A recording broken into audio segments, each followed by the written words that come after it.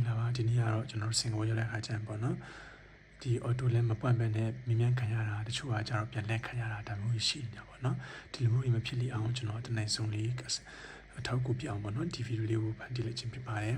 ဒီပထမဆုံးကျွန်တော်စင်ကာပူရောက်တဲ့အခါကျရင်တို့မြန်မာလူမျိုးမဟုတ်မြန်မာနိုင်ငံလူမျိုးမဟုတ်ပဲနဲ့လူကနေ passport တစ်စိတ်တုံးထုတ်ပေးတာမျိုးအလုံးလောက်ကမဟုတ်တော့ဘဲနဲ့ automatic လည်းနဲ့ဖြစ်ရတာဖြစ်တဲ့အကြောင်းမလို့ကျွန်တော်တို့ကဒီ season တိုင်းလေးလုပ်တယ်ဆိုတော့အားလုံးအဆင်ပြေမှာပေါ့နော်နံပါတ်1လို့ရမယ်ဟာကတော့ကျွန်တော်တွေ့ရမယ်ပေါ့နော်ဒီဟာပထမ step ဒီ step နှစ်ခုရှိရပေါ့နော်ကျွန်တော် step by step လေးကြိုင်လိုက်ပြပါမယ်ကျွန်တော်တို့ကဒီ single မဝင်ခင်3ရက်အလိုမှာဒါမှမဟုတ် single မဝင်ခင်မှာပေါ့နော် arrival card လေးဖြည့်ရပါတယ်အဲဟာတော့ single ကို arrival card လေးဖြည့်ထားပါပဲဒီ automatic လေးလည်းဖြည့်ပွင့်ပါပေါ့နော်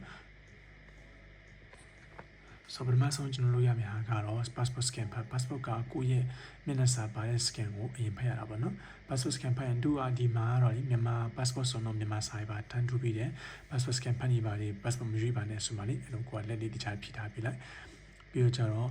အားလုံး remove passport ပါလေကိုယ့်ရဲ့ passport ကိုဖယ်ထုတ်ပါဆိုမှတွေ့လိုက်မယ်ပြလိုက်မယ်ပေါ့နော်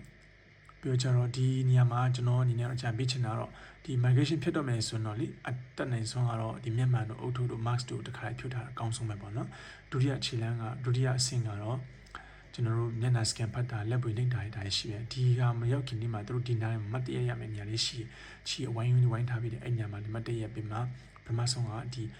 အောင်မိမယ်ဒီမျက်နှာကြည့်ရမယ်ဒီနှစ်ခုကြာပေါ့နော်ဒီမှာပုံမှန် lock up this မလေးဒီဟာလေးပြတယ်ဒီညာလေးကိုကြည့်ပြီးပေါ့နော်မောင်းလည်းဒီညာအဓိကတော့ကိုမျက်စိကဒီထဲကြည့်ပြီးကျန်တဲ့နေရာကြီးသွားမကြည့်နဲ့ပေါ့နော်ဒီညာလေးပဲကြည့်ပါပြီးတဲ့ခါကျရင်လက်ပွေပေါ့နော်လက်ပွေကတော့ကျွန်တော်လက်ကဒီလက်မှာပေါ့နော်ဒီလက်မှာဒီညာဘက်လက်မှာပဲအဓိကသုံးတာဖြစ်တဲ့အကြောင်းမလို့သူကအောက်မှာလဲ right thumb on scanner ဆိုမှလေညာဘက်လက်မှာပဲအဓိကသုံးပြီးမှလက်ဝေဖတ်ပြပါဒါပြီးသွားပါပြီဒါကတော့ကျွန်တော်လာဝကတို့မြန်မာပြည်မှာဆိုရင်လာဝကကို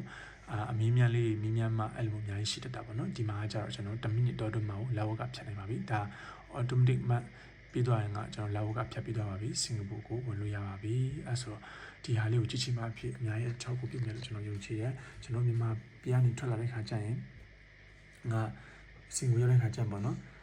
တချို့ကဘာ pass နဲ့ပဲခင် e-pass ပဲဖြစ် s-pass ပဲဖြစ် visit ပဲဖြစ် student pass ပဲဖြစ်ဘာ pass ပဲဖြစ်ဒီ auto lane ကိုဖြည့်ရပါတယ်ဒီ step by step ကတော့